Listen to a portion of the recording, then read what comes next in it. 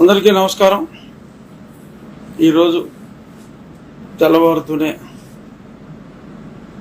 మనసును కలిచివేసే వార్త పెద్దలు ఈనాడు సంస్థల అధినేత శ్రీ చెరుకూరి రామోజీరావు గారి మహాభినిష్క్రమణం. నేనైతే ఆయనది మహాభినిష్క్రమణమే అని పిలుస్తా. ఏమిటి మహాభినిష్క్రమణం అంటే, జనరల్గా శ్రీకృష్ణుడు చనిపోయినప్పుడు మహాభినిష్క్రమణం అన్నారు. ఎన్టీ రామారావు గారు చనిపోయినప్పుడు ఈనాడులోనే మహాభినిష్క్రమణం అన్నారు. అది ఎంతో గొప్పవారికి వాడే మాట. నాకు రామోజీరావు గారు అంటే అంతే అంతే అంతే ఇష్టం అనుకోండి, గౌరవం అనుకోండి, అభిమానం అనుకోండి, ఏదైనా అనుకున్నా అంత విశిష్ట వ్యక్తిని కలవటమే ఇంకా తీపి జ్ఞాపకం. ఒక 6 నెలల క్రితం నాకు ఆయన ఇంతకుముందు కొన్ని సందర్భాల్లో నిమిషం అరనిమిషం మాట్లాడుకున్నప్పటికీ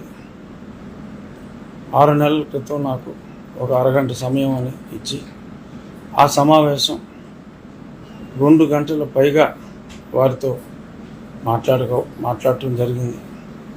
వయసులో ఎంతో చిన్నవాడినైనా నన్ను కూడా మీరు అంటే, అయ్యా దయచేసి నన్ను అవమానించొద్దు, ఇలాంటి మహానుభావులు నన్ను మీరు అంటాం అని భరించలేను అంటే వయసు బట్టి కాదు అని ఎంతగానో ఈ అరాచక పాలన పైన పోరాడుతూ ఈరోజు ఈ రాక్షస పాలన అంతమైంది అంటే అందులో సింహభాగం ఆయన ఈ ప్రభుత్వ అవినీతిని తూర్పాడ పట్టిన తీరే అని చెప్పుకోవటంలో ఎటువంటి అతిశయోక్తి లేదు. మరి అటువంటి ఆ మహానుభావులు నాకు సమయం ఇవ్వటమే కాకుండా వారి చిన్నతనం నుంచి ఎన్నో విషయాలు మా తాతగారితో ఆయనకెంతో, వారిద్దరూ పక్కనే ఫ్యాక్టరీలు పెట్టిన వాళ్ళు విజయవాడలో, ఆయనతో ఉన్న స్నేహాన్ని గుర్తు చేసుకుంటూ వారి చిన్నతనం నుంచి వారి లైఫ్లో మేజర్ ఈవెంట్స్ అన్నీ చెప్తూ, రాజకీయాల్లో కూడా ఆయన ప్రత్యక్షంగా లేనప్పటికీ కూడా మరి కొన్ని విషయాలు వారి వద్ద నుంచి తెలుసుకోవటం నిజంగా నా జీవితంలో ఆ 2 గంటల సమయం మరచిపోలేని సమయం అని చెప్పుకోవచ్చు. ప్రతి నిమిషం గుర్తుండిపోతుంది. అంత మహానుభావుడు మళ్ళీ ఆ వయసులో, అంటే సుమారు నేను చెప్పేది కొద్ది నెలల క్రితం, మరి అనారోగ్యం అప్పటికే ఆయనకుంది. అయినా ఆయన ఎంత ఎదిగినా కూడా, ఎంత గొప్ప వ్యక్తి అయినా కూడా మరి నాలాంటి వయసులోనే కాదు అన్ని విధాల ఆయన ముందు ఎంతో చిన్నవాడిని ఆయన, నన్ను కూడా ఆయన మరి లిఫ్ట్ వరకు వచ్చి ఆయన సాగనంపటం అంటే మరి ఎంత ఎత్తుకు ఎదిగినా అది 100కో కోటికో ఒక్కరికి అటువంటి గొప్ప సంస్కారం ఉంటుంది. ఒక మహానుభావుడు, సంస్కారి అంటాం చాలా చిన్న మాట. అసలు నాకు 100 మాటే రావట్లేదు ఆయన గొప్పతనం గురించి మాట్లాడటానికి.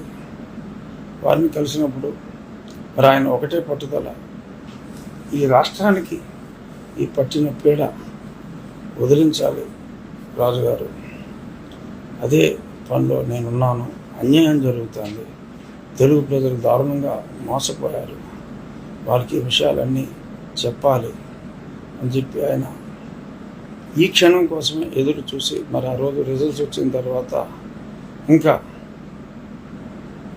తెలుగు ప్రజలకు ఆయన చేసిన మేలు చాలు అనుకున్నారో మరేమిటో, మరి అది జరిగిన ఈ 3 రోజుల్లోగానే మరి ఈ విషాద వార్త వినాల్సి వస్తుందని చెప్పి నేను అనుకోలేదు. ఎంతో కక్ష కట్టింది ఈ జగన్ ప్రభుత్వం, ఎన్నో అన్యాయాలు చేసింది వారి మీద, వారి ఓడలు శైలజ గారి మీద ఎన్నో ఎన్నో ఎన్నో. ఏ తప్పు చేయని రామోజీరావు గారు తప్పు చేస్తే చర్మం తీసే రామోజీరావు గారి మీదే మరి ఎన్నో కేసులు అక్రమంగా పెట్టినప్పటికీ కూడా ఆయన చలించక లొంగక ఎంత చెప్పుకున్న రామోజీరావు గారి గురించి తక్కువే. ఆ మహానుభావుడి గురించి నేను మా అధినాయకుడు ఢిల్లీలో ఉన్నందువల్ల నేను కూడా ఢిల్లీకి రావడం జరిగింది. ఇప్పుడే మధ్యాహ్నం బయలుదేరి ఆ మహనీయుని ఆఖరి దర్శనం చేసుకుంటాను. పత్రికా రంగానికే కాదు, ఆయన నేను ఆశ్చర్యపోయిన విషయం, చావును ఎంత ఈజీగా పుట్టిన వాళ్ళందరూ పోవాల్సిందే. రామోజీ ఫిలిం సిటీలో ఆయన ఒక ప్రాంతాన్ని ఎప్పుడో ఎన్నో సంవత్సరాల క్రితమే ఎంపిక చేసి మరి ఆయన సమాధి ఎక్కడ ఉండాలి అనేది కూడా ఆ చావుని గుర్తు చేసుకోం మనం ఎవరం.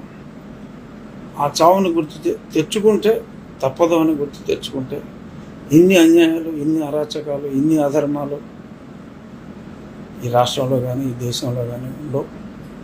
మరి ఆయన మహానుభావుడు, ఆయన సమాధి ప్రాంతాన్ని ఒక ఉద్యానవనంగా, ఆయనకు వృక్షాలంటే మహా ఇష్టం, సృష్టికి ప్రతి సృష్టిలాగా ఒక వ్యక్తి, మరి ఏ కంపెనీ కాకుండా ఒక వ్యక్తి రామోజీ ఫిలిం సిటీ లాంటి ఒక మహా ప్రతి సృష్టిని సృష్టించడం అనేది మామూలు విషయం కాదు.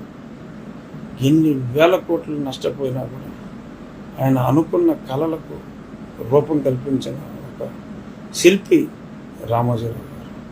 ఆయన సమాధికి కూడా ఆయన ఏర్పాట్లు ముందే ఎన్నో సంవత్సరాల ముందు చేశారంటే ఈయనేం మనిషి రా బాబు అని అసలు నిర్ఘాంతపోయారు. అటువంటి మహానుభావుడు ఈరోజు భౌతికంగా ఇక్కడ లేనప్పటికీ తప్పకుండా నాలాంటి ఎందరో లక్షలాది అభిమానుల గుండెల్లో శాశ్వతంగా ఉంటారు.